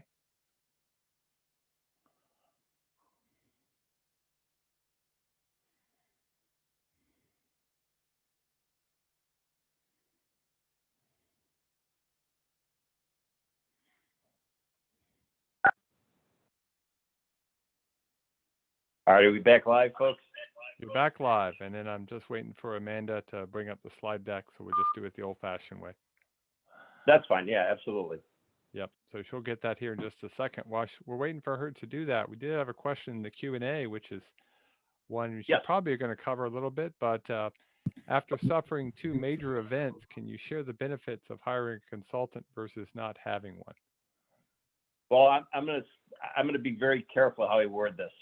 If you know, a consultant can be extremely valuable, and sometimes they're not needed. We tell some towns they're very well organized, you're good to go. What happened that we see happening more and more, though, is a highway supervisor already has a 40-hour-a-week job, and some of the answers need to be done in a very timely fashion. From when I say the answers, some of the questions have to be answered very timely. So there's a 7-day turnaround, and sometimes the questions are worded in such a format that if you answer it, you almost cause more questions. So I'm going to say this. If you have questions about your FEMA process, I always suggest you talk to someone such as Clay or someone that's been through the process a little bit and get a sense of do you really need to hire someone such as myself? Because sometimes the questions and the answers we constantly are being asked and providing are real basic. But there is, it's a matter of comfort. You have to understand the process. The state is very good. They have very competent individuals. But like any organization, if you want like a lot of personalized attention, and that's really your goal is a higher level of detail for your own town board information purposes and such forth, then, by all means, you have to go out, you put out an RFP and you select the consultant that's best suited for the job. And that's exactly the process that Clay took. And I'll let Clay answer the question too, just because he's a little bit biased because we're doing a good job for him, but go ahead. In 2006, Dave, I did have FEMA process, which I didn't have the major disaster that I had in the 2019 Halloween storm, where I could go through, evaluate what roads got washed, where they were small enough that I could handle, put back together. I might have lost a culvert or two here or there. But when the Halloween storm went through, it was like one road after another, that was just devastated, culvert after culvert after culvert. So the process of bringing in Ryan and us walking up and down each and every road and taking in the notes of, was this culvert, what size was it? Was it how long it's been there? Was it plugged? Our next size is going to be X amount, documenting it, numbering it, doing a GPS layout of everything. Where the first time around, I did the process myself with my secretary, and FEMA sat in with me, and we had a little bit of paperwork to do, and the process went, fairly easy as well. This next time, by us walking our process and GPS and everything, and taking in fact that, this culvert was damaged, plugged, blew out the road. It made it so much easier with my notes to Ryan to document everything, GPS it, and label it, and then take it to FEMA. Because in a hole that this was like triple the amount that I've ever seen. Okay. Okay, so we've got your slide deck up. I don't know if you've got it in parallel, so just let Amanda know if you need to move forward or back. Right now we have the picture of the two roads with the grader in it. Okay, you know what? Let me just take a peek at our photos and we'll catch up with you just as fast. So one of the things we're talking about was the fact that the road base was put back in a permanent fashion, which allowed for the capture of all of his regular time hours, which was huge because he had 8 days of guys working. That action that he took ended up preserving the ability to capture all those regular hours. So if you want to flip to the next screen, again, those are just shots of what the finished repairs look like. And if you notice, he took photographs constantly during this process. So we're able to put a slideshow together for FEMA, and we do a PowerPoint, and then we just create a PDF of it that indicates what happened. And there's a storyline that goes with it because the FEMA process now is a bit different. The damages are captured, and then once they're captured, the detail is sent to Winchester, Virginia, to a group of individuals that have never seen the site. So with Clay's pictures, we did well in terms of being able to show the detail of both the preliminary, sometimes we had pre-disaster photographs, other times we just did the aftermath of the disaster and then the repairs in progress. One of the other projects that we had that was a little complicated was Towers Brook. Towers Brook has, it's a very simple, it was, I think it's 17 feet across, or 12 feet across actually. It was 17 feet wide. It had stacked stone abutments and a girder bridge, or actually an I-beam girder bridge with 2-inch or 3-inch oak planks on it. Well, that would not handle any type of current loads for a fire truck. There was a residence on the other side of this bridge. Luckily, there was never a catastrophe that required heavy equipment to go across. And although Clay was able to cross it with his 6-wheel dump trucks, the storm put that to bed because now there was nothing left. Soil and water was very instrumental. Some of the work that they did saved us a lot of time. They designated, or they realized that the DEC designated that stream as a trout spawning waters. They indicated the Army Corps of Engineers interest in the matter, the APA interest in the matter. And what was great was working with the soil and water folks of Hamilton County, when GPI engineers suggested their solution and their repair, everyone sort of said, look, you know, the town has to absorb a portion of that repair concept. We investigated some additional options and we brought those costs down substantially. We went from about $240,000 to around $80,000 in anticipated costs. So in round numbers, if it was $240,000, Clay was looking at a town contribution of around a little over $24,000. I'm off on my math a little bit, but for round numbers, it's $24,000. Now his participation will be somewhere in the neighborhood of approximately $8,000. But one of the things about Towers Brook that was deceiving was that project was on a road with multiple other sites. And initially, Clay had suggested that all of Teach Out Road's projects and FEMA and the state kind of wanted it to be one big project. What we did, and Clay was, because of Clay's note taking, we were able to do very easily. We segregated out the Culvert Crossing, that specific Culvert Crossing at Towers Brook, and made that its own project. And we did that because Clay was going to be doing all this other repair work and expending a lot of money on the rest of Teach Out Road. And we made that into its own project. That project got obligated. The tower, and Clay received monies for it. So he's received cash from FEMA for the federal obligation portion for the Teach Out Road culverts.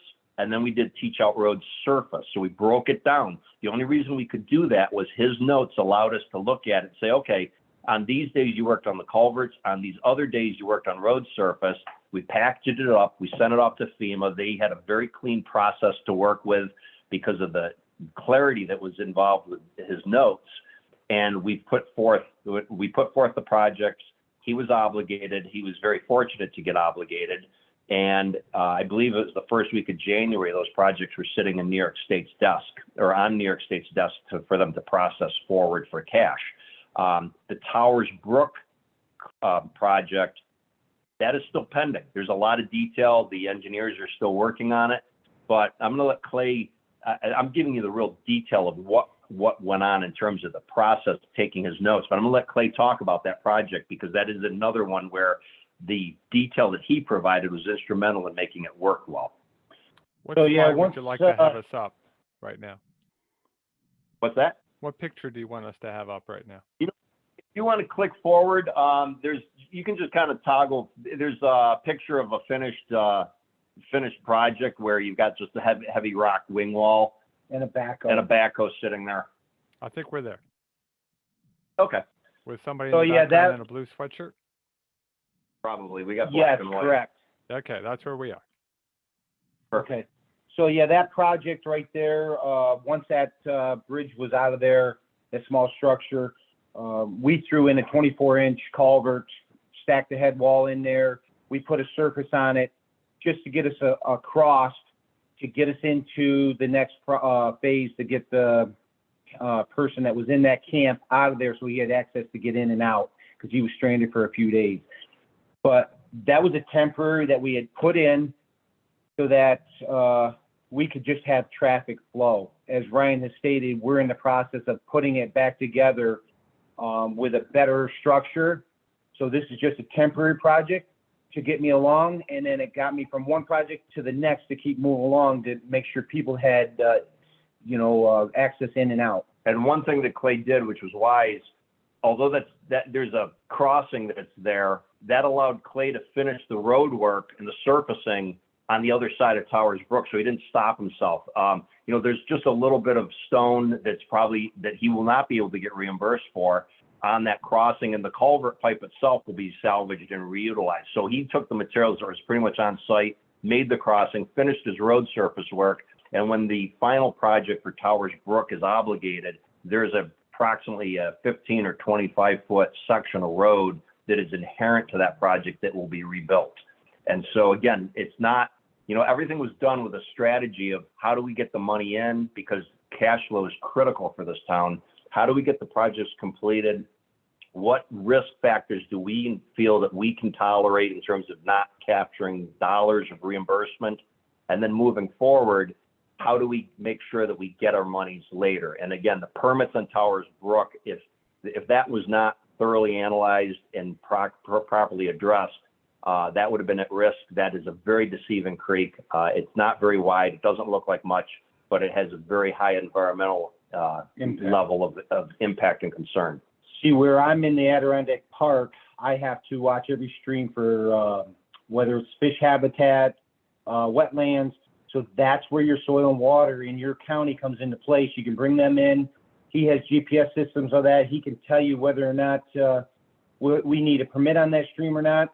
So it made the process so much easier, making sure my notes were conformed with soil and water and Ryan.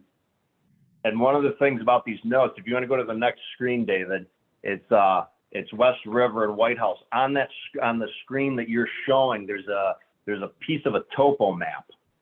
And that topo map, that's actually a download, we generated that by walking with Clay. The road was closed due to the devastation of the road. We started at one end of the road and walked and GPS every single site. And we tagged all the culverts as blue. We tagged the road damage sections in red. And there's actually an index that is provided that I can tell Clay, hey, I'm looking at damage at the third culvert past Jimmy Creek, and he'll know. He can look at the same map on his system. We share it. We got map share with the Garmin system, so he can look at it and say, okay, that's the Smith Brook. The Smith Brook doesn't exist, but he'll say, yeah, that's this culvert. And if there's a question, we're talking about the same culvert at all times. Attached to that PDF that we create, we have the photographs of the inlet, the outlet. We got all the detail we captured with Clay, and we did that before the site inspection folks showed up, so that if someone argued with us later saying, well, we took notes, it's 24-inch culvert, we can look back and say, no, it's a 30-inch culvert, and it's 25 feet long, it's not 20 feet long. We did as much of the detailing up front, and that section of road was horrifically impacted with huge washouts. That's the section of road that was beyond Dugway Creek that we showed earlier that had the big culvert pipe being installed temporarily. And I'm going to let Clay talk about what his exposure and what his impression was of trying to capture that damage, because I think that's made this project at least more acceptable and palatable for FEMA. It's been a real chore getting the details down, but we have the detail where I work out of, I'm not up here 24/7. I don't work up here 40 hours a week. We do this pretty much remote. We did spend a lot of time up front, but now when Clay and I talk on the phone, we do share the same database. So Clay, why don't you explain that a little bit? So with that process, as Ryan has just explained, with the GPS and documenting everything, tagging everything, I don't even have to go to the site. I can pull up on my computer because of the mapping, and I can look at it and say, okay, Ryan, yeah, we did X amount of tonnage for the head walls. We did a squash culvert that was 16 inches or 24 or whatever it may be. We did X amount of loads of gravel. So that's where it all comes back hand in hand with the notes, the GPSing. Ryan came in, we walked the system. It's actually, from the first time I went through FEMA, this is actually a breeze going through it this time. He has been such a good help, the way we had broke it all down, tagged everything, that, you know, like I said, I don't even have to travel the road. And at this point, we had those projects pretty much under wrap, except for 3 that, you know, had some mitigation on, which are on, you know, roads that are seasonal, where we don't have to worry too much about, you know, getting it open right away or getting it finished to the final project. So if you want to turn the next pictures, David, those are just pictures again of in process repairs. The second one shows a culvert crossing. What we end up doing is, as he takes those photographs, he knows that site like 624 or 678, and he's got his notes identifying them. We spray paint, when I was with him, we spray paint the location, the GPS 3-digit number on a rock, on a tree. For those that are worried about the impact of the spray paint, we use paint that disappears after about a year. So, you know, initially it looks kind of garish, but the reality is if we're out there with the site inspectors from FEMA, we can say, yes, this is site 572. You can, we do it right before we do the site inspections. You can see the big cedar tree with 572 fading out on it. And if they ask any of the details about that project site, we can give it to them. But if you want to just scroll through the rest of those photos and go to the actions to take before a storm, that would be probably instrumental at this point. Because again, one of the things that Clay had, and this is one of the easier towns to work with, was that he had taken photos of the existing conditions on each road. We had old, like, archive photos of Hernandez and other sections of road that were damaged, but he had pictures from when he did his chip sealing, or he had pictures when they replaced a culvert.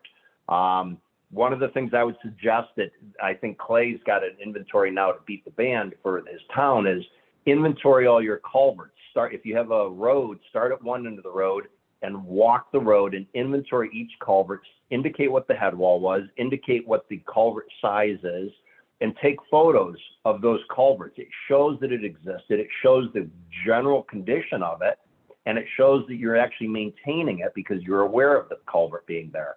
I know in Cattaraugus County a couple times we found culverts that no one even knew about, which were kind of it was really, we were hard pressed to be able to claim them for eligible activities because no one maintained the things. They were just old stacked stone culverts. The other thing too is, you know, if you have the opportunity, if you're using inverted tip spray paint, spray the number on the exposed metal or spray a number somewhere on the culvert pipe so you know what number it is, even if it's just a 1, a 2, a 3, things like that. So you can take those actions before the storm because and just do it in general practice, because that way if someone says, well, how many culverts do you have on Dugway Road? You actually can say, well, I've got 9 culverts and here's their general location, which helps. One of the next tabs is this. I'm going to let Clay kind of go into it about, you know, what to do before the state and FEMA arrive for a site inspection. So to Ryan, touch base with, Ryan, Yep. Clay, just so you know, we don't have the most current slide decks. I don't think we have your bullet points. Oh, that's okay. That's all right. We'll go through it. And we'll make sure that you're provided. We apologize to everyone that's in the audience. We'll make sure that David has the full PDF, the new PowerPoint, the final version, and it will be, I believe, available to everyone. David, is that correct? For download later? Yeah, we'll make it available downloadable.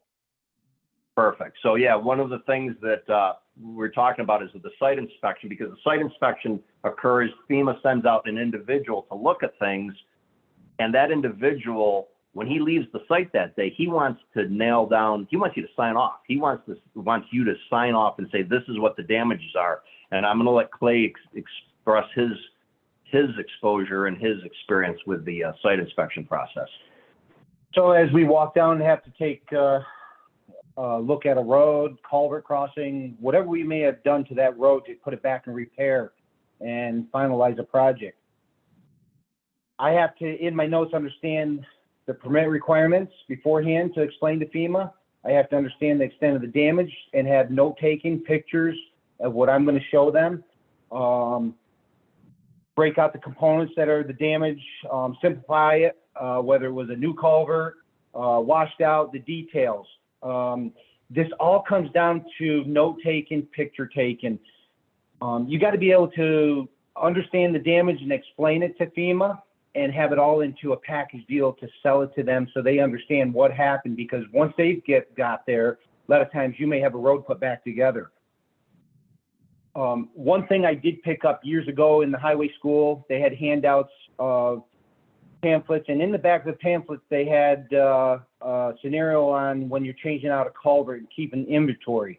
Years and years ago, I made copies of that, and whenever I go out and change out a culvert on a road, I date it, document where it is, what the weather is, you know, what I use for gravel, what the culvert looked like, was it rotted out, was it damaged, was it plugged? And I keep that in a file so I can go back at any time and pull out my file on a road and say, on Hernandez Road in 2002, we changed out 4 culverts, went from a 12 up to a 16, or a 16 to a 24, depending on the creek or the size of the diameter. And what that also proves, and this is instrumental to the process, it proves that there was ongoing maintenance on those culverts. You know, it wasn't just some random event. He chose to go out and replace 3 culverts. He had a choice. He probably had other culverts that were also nearing the end of their life expectancy, but Clay went ahead and replaced 3 culverts on Hernandez Road in that year. That shows that there was a concerted effort on his part to be on top of the damages. And there's a annual, maybe it's 3 culverts one year, maybe it's 12 the next, it can vary, but there were choices that were made by Clay to replace culverts because of damage, which proves he's looking at the culverts, he's reviewing them, he's reviewing conditions, his guys are out there maintaining things, and there's a passive, it's proof, perhaps passive is the wrong word, but there is a clear indication for any reasonable person looking at it saying, well, yeah, looks like every year he has to make some decisions as to what culverts to replace. He's not replacing good culverts, he's replacing the culverts that need maintenance. And that proves the activity that helps, again, deem those activities later when the flood occurs as being eligible, because you can prove that someone was maintaining things. The other, David, what's the last sheet that you've got in terms of the headline? It's just a series of pictures. Okay. And what's the last photo in that group?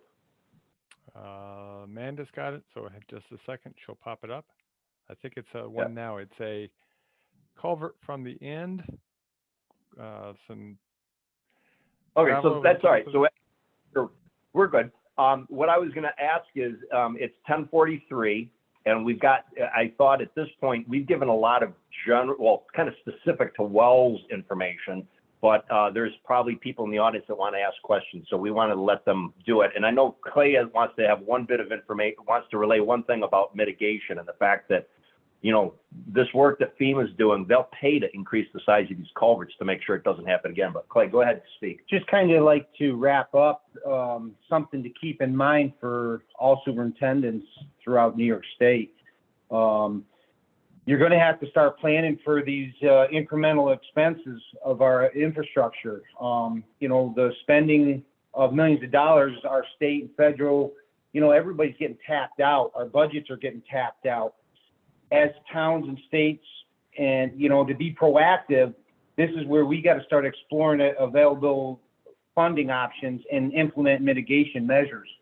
The severe weather just keeps rolling through from, it seems like every other week we're getting a storm that will put damage onto your road, and you know, you're constantly following them around. And it's just a matter of, we got to start making plans on, you know, having money to be able to keep up with this.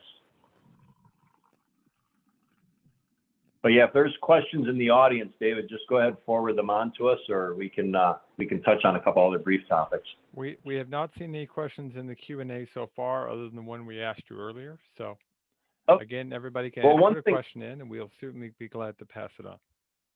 Yeah, well, one thing, and since we have a few minutes, one of the things that's real important, and I know that everyone has a very busy job already. They have a 40-hour week, and I say 40 with quotes around it because no one is really working 40. A lot of the highway superintendents are working many more than that hours each week. If there is a bad storm, have someone, if you're taking photographs, many times the photographs is a close-up of a culvert. Take a perspective shot. Take a picture from 100 yards away so that someone can figure out where that culvert is. I mean, it's great to have the up-close shot, but if you know, using our very opening photograph of the dump truck dumping the sand, if Clay were to be taking a picture of that asphalt and the rocks and the logs up close with no perspective, it would be hard to deem where that location is. That picture is taken, you can see there's equipment, there's trucks on the far side of the bridge. You can absolutely identify, he's even got the name of the road, and the road sign is indicated there. One of the things that will save a lot of time is if you start on a road and you're going from Smith Road to John Street, take a picture of the Smith Road intersection sign, do your photographs of your repairs or your damages, and when you get to John Street, take a photograph of John Street. The pictures are numbered. We can figure it out from there. At least we have a starting point. It's very inefficient if someone says, well, here's all my photographs of the damages, but we have no idea where it was. We have to sit with someone and say, do you remember where this is? Does that look familiar? And what happens is the damages as taken in a photograph, I mean, these photographs were in real time where you see the asphalt and the rocks and the logs. 24, 48 hours later, that intersection looked a lot different because there was several thousand tons of materials brought in over that weekend. And it would be if you're trying to put a package together for FEMA, and Clay really termed it properly, like you have to sell the damage to FEMA. You have to paint a picture. Well, if you've got photographs that are just up close of a culvert, it doesn't do as much good as if you got a picture of showing a road with 6 culvert crossings. And even though you can't really see the crossings that well, but you see pictures of equipment working up and down the road, it better prepares the person who's reviewing it in Winchester, Virginia, to ascertain what the damages were, what the severity of it was, and why these finished pictures now that you have. I mean, Hernandez Road is a good example. It looks just like an idyllic road going along the creek, along a meadow. It does not, luckily Clay took the photographs, but it doesn't show the devastation. And it's kind of hard to perceive that road was scoured down 4 and 5 feet in spots. But, you know, in general, I guess our takeaway, and this is what I always suggest to people, if you're having a problem with FEMA, and you talk, you know, definitely talk to your New York State folks. But if you can't get an answer, call call someone like Clay. He's a very quick study on this stuff. He's probably got an answer that would be able to get you on the right track pretty quick. That would be my suggestion. Clay, when we talked initially, Clay had asked if I would do this presentation with him because he felt that a lot of times the information, it's out there, but people don't know where to turn to get it. And so we really do appreciate, as a consultant, we appreciate the opportunity to kind of highlight his process, because ultimately, if you follow his process, you probably get through most of it. Yeah, it's pretty pain-free, and it was an easy process. So I've got some questions for you now. So first one is mutual aid between highway departments a factor in your plans?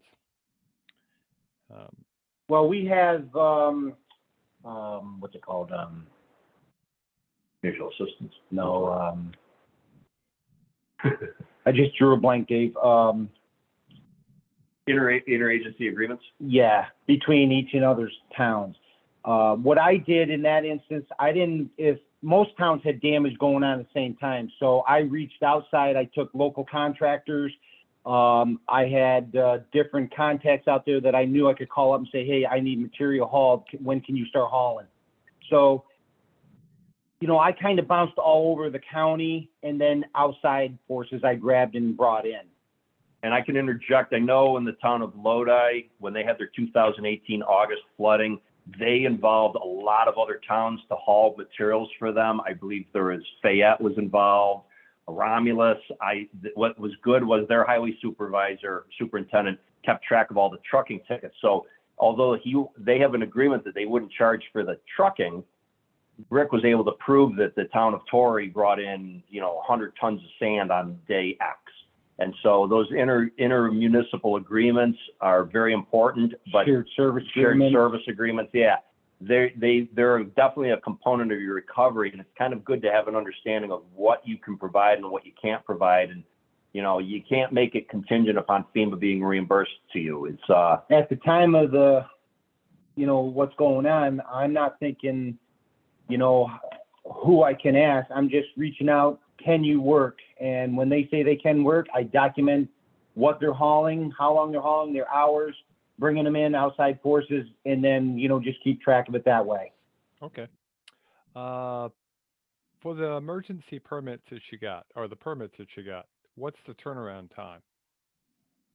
You know what? It's a good question. COVID really turned the tables on this one. We submitted permits, and honestly, I'm hesitant to give a definitive answer, because once, like with the White House culvert, I think there's some political pressure to keep that road open because of the nature of what was going on in the economy in Hamilton County and in general in terms of upstate New York. So everyone, the DEC, the Army Corps, everyone worked together. I'd have to give a lot of credit to Hamilton County Soil and Water, to Lenny. He was able to really put a push on that, and we kind of did a horse trade. We said, look, if you can just get us the emergency permit for this one, we won't push as hard on the other ones. So the turnaround, I would say, was about 2 months, basically. Yeah, it was really fast. Yeah, it was pretty quick. But that was jumping on one with Lenny. Yeah. Just because someone was curious, how many miles of road do you have, and how many closures / culverts were affected? I got 59 miles of road, and then I had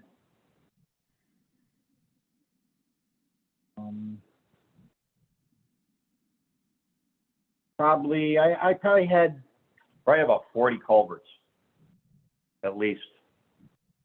Because Pumpkin Hollow, Hernandez, we probably had Teach Out, 10 roads closed. And 10 roads were closed, right? There's at least 40 culverts that were impacted to some manner. Some of them were minor washouts, others were complete devastation. And the road sections of the mileage, I would say that probably in total, taking Caruth, Hernandez, West River, there's 7 miles right there. Yeah, oh yeah. Pumpkin Hollow is another couple miles. So probably 12 miles of total roads being in some fashion shut down. Okay.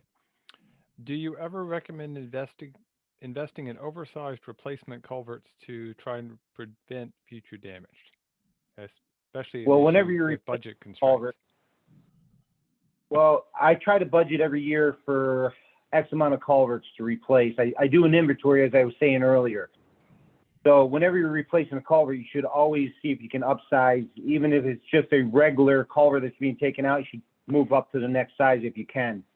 With the FEMA process, they're going to recommend that you're going to put back in a culvert that's bigger, that can handle the next flow. Yeah, they'll require that you provide a hydrology study showing that the culvert was the right size. So like we have one client where the current culvert was a 36 inch. Everyone suggested, well, go up one size to 42. So that's how the project was written. As it turns out, when the permit process began, they deemed it as a 60-inch culvert. So there's, one of the things that you want to do is if you're going to spend the time upsizing your culverts, figure out what the hydrology is. And again, soil and water can sometimes do this at very low expense or no expense. I know Seneca County's got a great system down their way. But if you're going to upsize the culvert, to install a 42-inch culvert as opposed to a 60-inch culvert, it's not that much more, especially if you end up wiping it out because the floods overload the carrying capacity of the undersized culvert. Only thing I've got left in here, Clay, is a note that says nice work on the emergency repairs. I don't have any other questions for you. No, thank you. Yes, thank you. You did a great job on that one. Last chance, if anybody has any other questions, we will get a copy of the full slide deck with the material references that they've talked about and post that on the Highway School website. Otherwise, And I'm available if anybody would like to call me personally and talk to me. Yep. I do have a quick question for you. We got a couple of minutes. At what point do your emergency private contractors get stopped as an emergency provider? When I'm well, yeah, we're almost talking at the same time here. You can hire someone on an emergency basis for up to 72 hours on a time and material basis. And because there's a state of emergency in effect that was declared by the town, while the exigent circumstances existed, the town was able to use some of those emergency procurements. So, emergency work technically is supposed to be wrapped up in 6 months after the event, but in the immediate aftermath, I would say that his egress and ingress for fire trucks and life safety services was probably done by about November 7th, 8th, which is it took about 7 days to really get everything wrapped up properly. But go ahead, Clay. I was just going to basically touch on what Ryan had said. He took it right off the top of my tongue. But one thing, everybody should really look at their policies, make sure they're all in place, make sure that, your budgets are ready to handle a little upsizing. Like I said, we're starting to tap into everything. When an event happens, first thing you do, you better get a pad of paper and a camera and make sure you do notes and pictures. It's going to be your best friend through this whole process. Okay. Well, I think that's what we've got. Thanks again, Clay and Ryan, and dealing with a bit of a small, not real emergency, but a bit of a change. Always. Yes, thank you. And we made it work. Again, if anybody has any questions, we'll be glad to answer them later on. Right now, we're going to be ending the morning session, but the networking session is starting. I suspect, in fact, it's probably already open. And I will grab the link here and I'll throw it into the chat pod for everybody. So if you can't find your link, you're welcome to have it. And of course, it's possible somebody else on our staff will beat me to the punch because that's the way it works. And we'll see everybody hopefully in the networking session. If not, we'll see you tomorrow morning on our 4th day of Highway School Good Roads Week. And there's all right, thank you, everyone. Those who want to do the networking session. Thanks, everybody. I'll leave the chat and the session open for about another 2 minutes. Make sure people have time to download that chat. Thanks very much. Take care. Thank you.